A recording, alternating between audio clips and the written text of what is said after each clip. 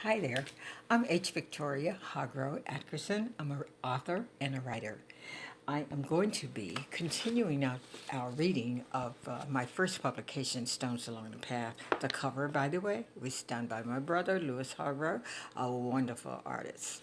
Okay, I'm going to pick up where we left off before because when the last time we read this book, Jessica, the main character, was telling her husband that she was leaving him right after the birth of their first son. And she was very emphatic because he lied to her. She found out he was deceptive and dishonest and the biggest liar in the world. So she very quickly said goodbye to him. So in her memoirs, she's telling us about how they met. So I'm going to start with that. She is in the country of Kenya for 2.5 years, and she's at the last 6 months of her 3 year term. And she has received an invitation from her Peace Corps director saying he's having a wonderful party at his home and he's inviting her, and she grabs the opportunity because she wants to see some Americans and talk about her experiences with someone who can understand when she says she misses her country. She even misses aluminum foil, things like that that you don't get in other countries. So we're going to begin with when they met, Akinyele and Jessica. Okay, sitting in the midst of my colleagues who were laughing and talking about their personal experiences in the interior, I sensed that someone was watching me.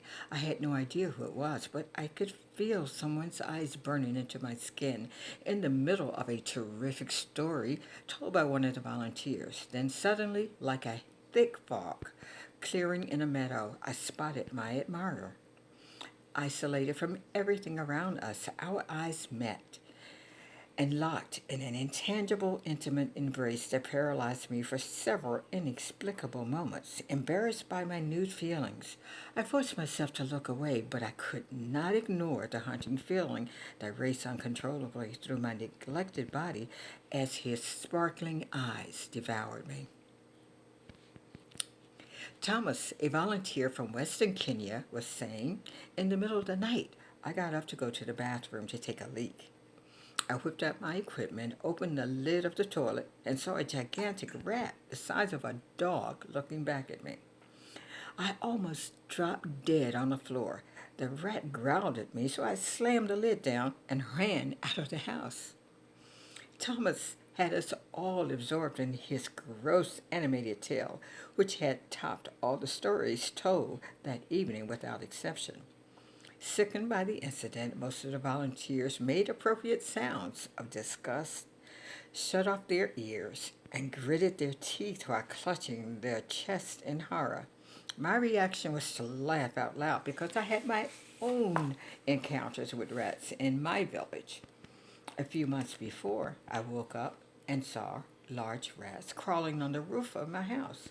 All I could do was to leave the house, which I did promptly for almost a month. My admirer, a tall, elegantly dressed African, was standing across the room, leaning against the wall. He had rich, dark brown skin that looked too perfect to be real. When he caught my attention again, he did not appear embarrassed or ashamed.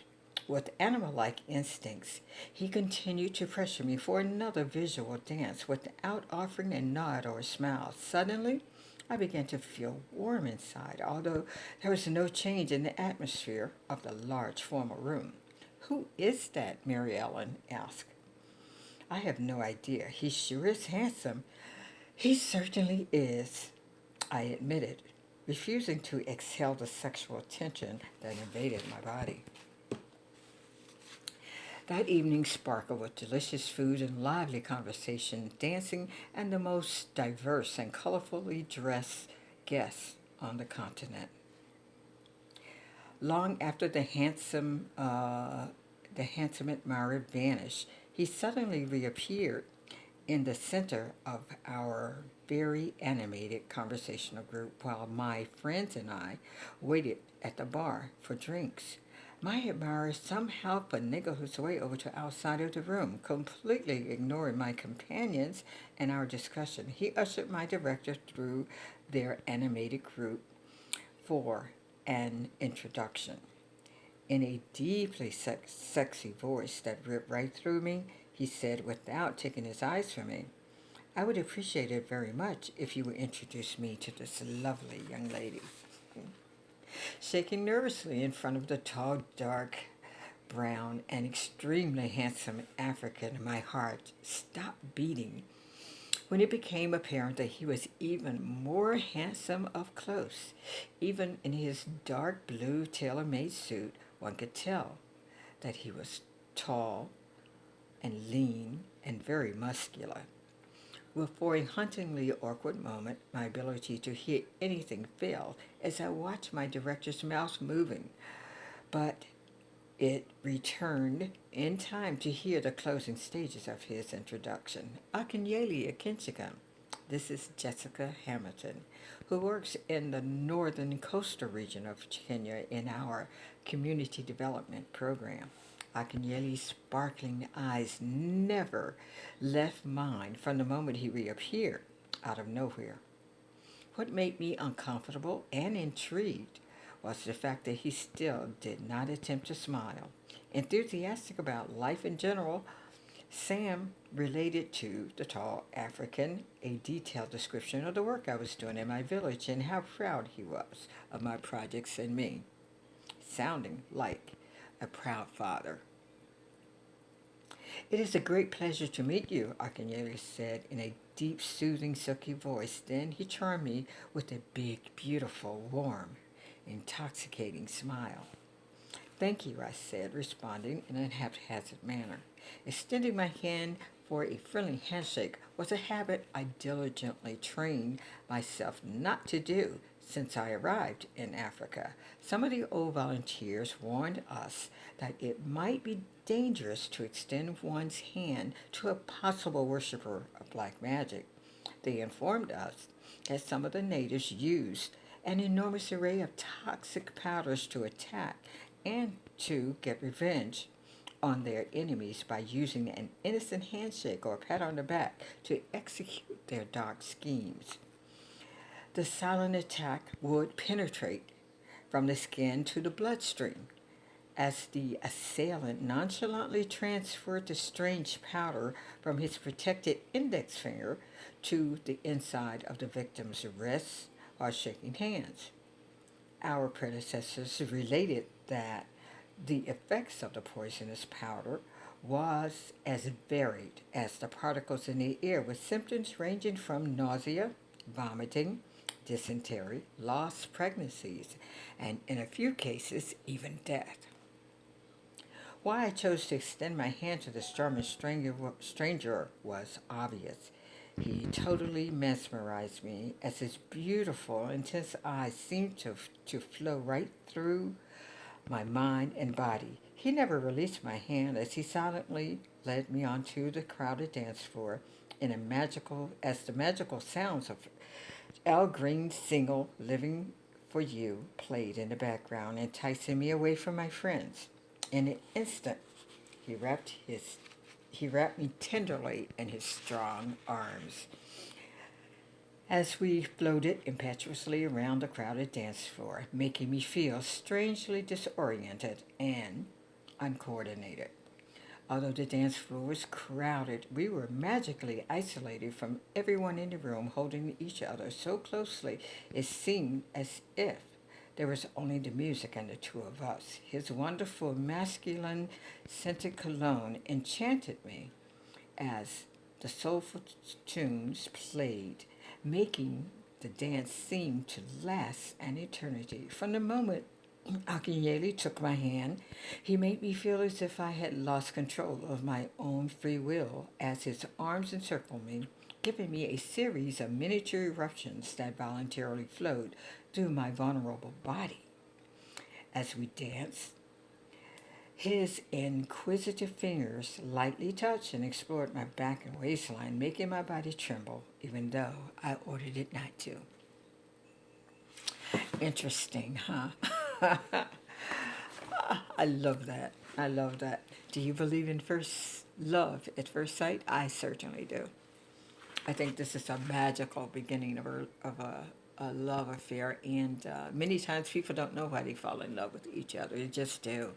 They say it's a chemical reaction. Some say it's destiny. Some say they were just made for each other. There's a million reasons why people have an instant attraction to each other. Sometimes those attractions are good, and sometimes they are bad. And in Jessica's case, we have to find out. You have to read the book to find out exactly why these two were so strongly attached to each other, because Akinyele has his idea of why they met and how he became aware of her presence. And she, of course, had some reservations. So he had to kind of convince her to love him, but he was more certain. And throughout the story, he's just determined to love this woman. So it was a pleasure to do the research on this book, and it was a pleasure to write it. Um, I'm very happy that people enjoyed the book and the relationship that developed.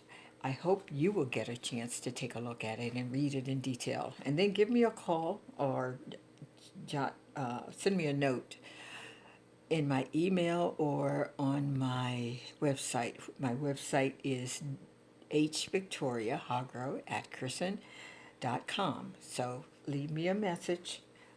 Check out the book. And also on my website, there's a summary of my latest book, which is Buttermilk Bottom. Uh, and I think the first chapter is on that website. So take a look at that. Take a look at this one, which is a great, great love story.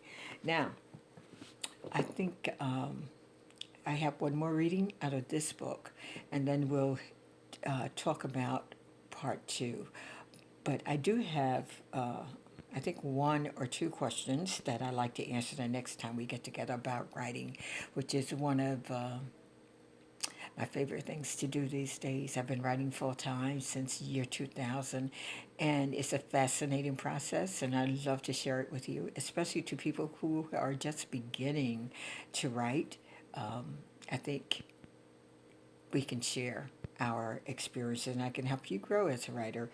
I enjoy doing that part of my career, teaching others to do what I do, and also to get them committed to the job, because it is a job, but it's the most enjoyable experience you ever have.